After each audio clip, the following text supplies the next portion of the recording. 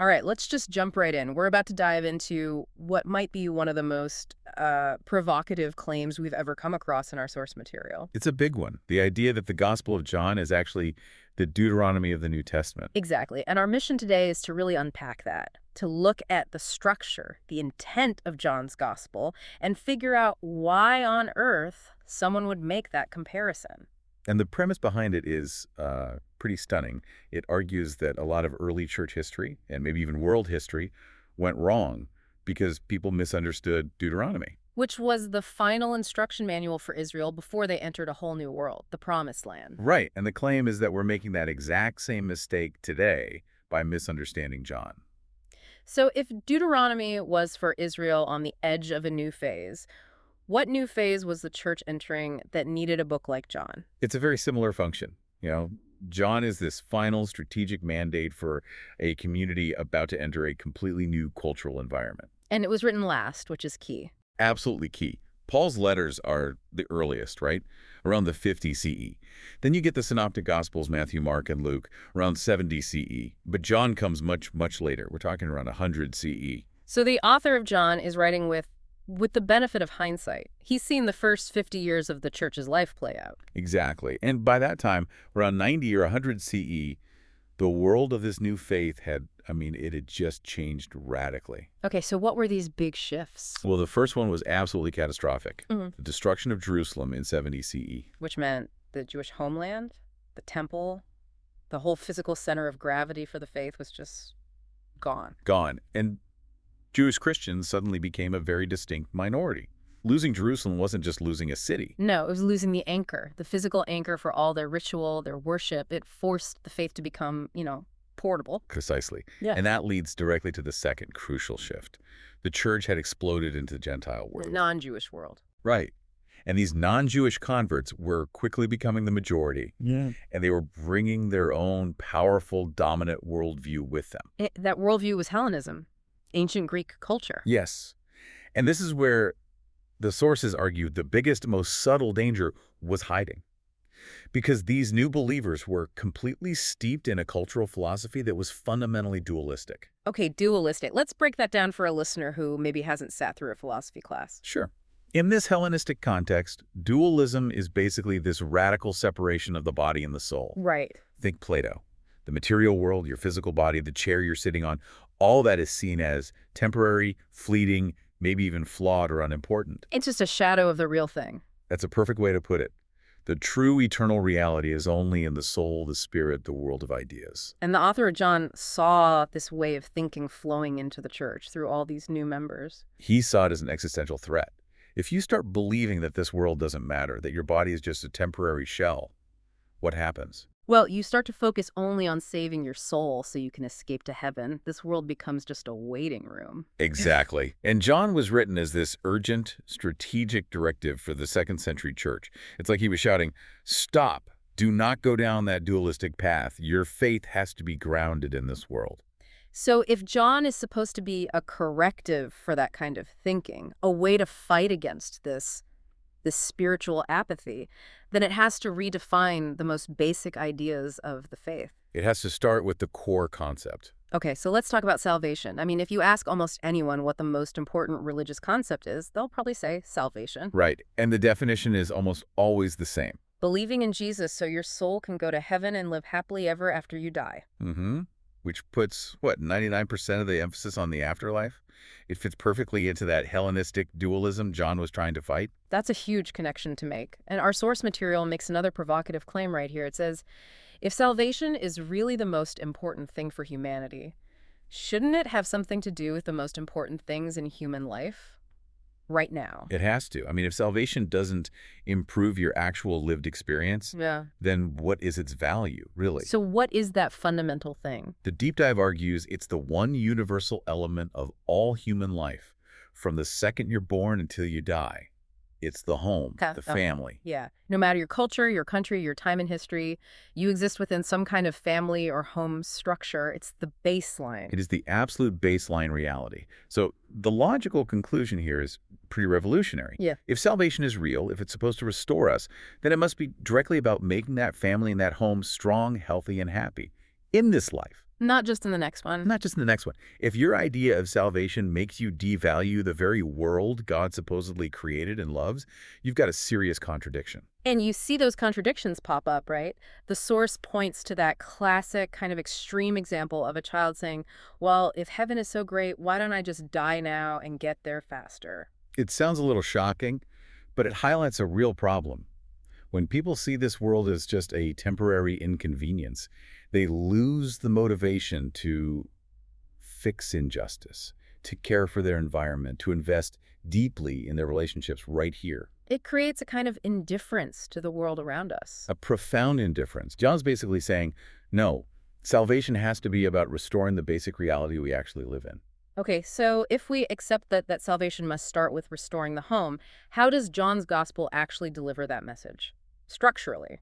The other gospels, Matthew, Mark, Luke, they follow a pretty clear timeline, right? Jesus is baptized, tempted, starts his ministry. Right, a fairly chronological path. John just throws that out a window. He intentionally breaks that mold. He organizes his material based on theological emphasis by importance. It's not a biography, it's a manifesto, a list of priorities. That's a great way to put it. He completely skips the baptism and temptation as the start of the public ministry. So what does he pick? What's the very first public act, the first sign that he highlights? The wedding feast in Cana, Jesus turning water into wine. Now, most of us hear that story and we focus on the miracle itself, the power, or maybe Mary's obedience. But the source material says we're looking at the wrong thing. The miracle isn't the main point. The setting is the point. The setting is everything. The birth of a new family. Exactly. The very first sign is performed at the birth of a new family and a new home. That choice, right at the beginning, tells you everything you need to know about Jesus' #1 priority. And to really get that, you have to look at how John opens his whole book. Yes, in the beginning. It's a deliberate, powerful echo of the first words of the Bible, of Genesis. The creation story. Right, and what was the whole point of creating the heavens and the earth, the sun and the moon, all the animals? What was it all for? It was an environment for humanity. The entire physical world was created as the perfect environment for the human family. The whole story of creation culminates in the establishment of the family home, Adam and Eve, together. So if creation was all about building a strong home, Then the fall of man was, fundamentally, the collapse of the family. Wow. It wasn't just about an apple. It was the immediate breakdown of the relationship between Adam and Eve, the trust, the partnership. It all shattered. The very foundation of humanity cracked at the domestic level. that changes how you read everything. If the original problem, sin, was a broken home, then the first step of fixing it, of It redemption. must be restoring that home. John uses the wedding at Cana, the creation of a new family, as this huge flashing sign. He's screaming. Priority 1 for the entire mission is to repair and strengthen the domestic core of human life. This is where the church has to focus its energy. Okay, that's a powerful priority 1. Restore the family. Once that foundation is addressed, what's the next most powerful force shaping a person's life, especially in the ancient world? That would have to be religion. Or faith.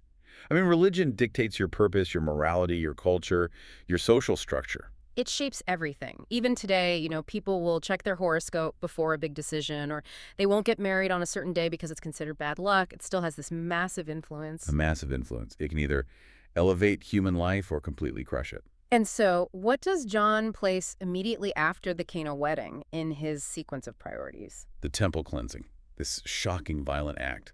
This is John's priority too. The placement is so intentional. He goes to the wedding, then straight to Jerusalem to make a whip and just cause chaos. Yes. And it's critical that we understand this isn't just a minor protest. It's a revolutionary performance against the entire system of organized, ritualized religion that had become corrupt. And the scale of what he disrupted is something we often forget. This was during Passover. The sources say the temple system would have been processing, hundreds of thousands of animal sacrifices? It was a massive industrial and economic operation. It's like the National Bank and the country's biggest slaughterhouse all rolled into one. And Jesus' anger, then, isn't just about people making a profit. No. His anger is directed at the very idea that God is best served by huge, expensive buildings, like the temple, or by the endless ritualistic sacrifice of animals, or by these elaborate ceremonies that had become empty.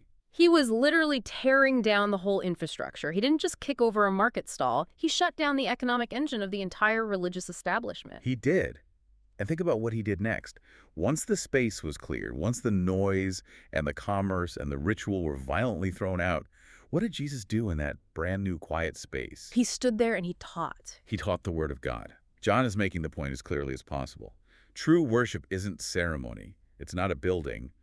It's correct teaching, deeply understanding the truth and then living it out in your actual life. That sounds a lot like what Paul later calls a living sacrifice. Your life itself, lived according to truth, is the real act of worship.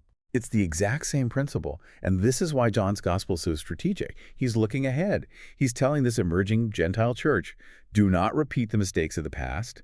Don't let all of your energy and money get sucked into building lavish buildings and creating empty rituals. A warning that, well, history shows was not really heeded. Not at all. I mean, look at later church history.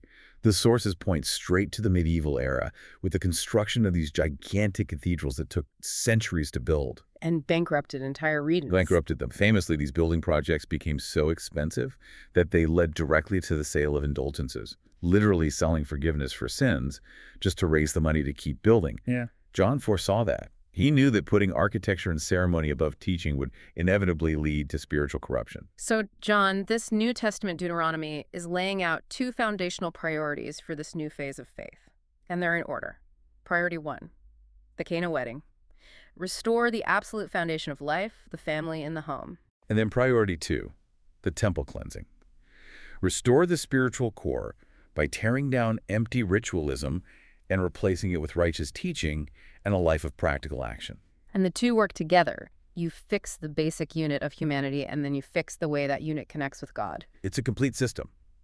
And if you connect it all back to that Hellenistic dualism he was fighting, that idea that only the spiritual realm matters, this whole structure is the ultimate takedown. Because it refocuses everything onto this world. Everything. It brings salvation right down to earth, into the most physical, immediate realities of your life, your family, your community, and how you actually live based on what you believe. It's stunning to me that we live in this age of information overload. You know, so many scholars, so many books, so many degrees, and yet this core structural message of John, this strategic roadmap, seems to be completely overlooked. We know the stories, but we miss the intention.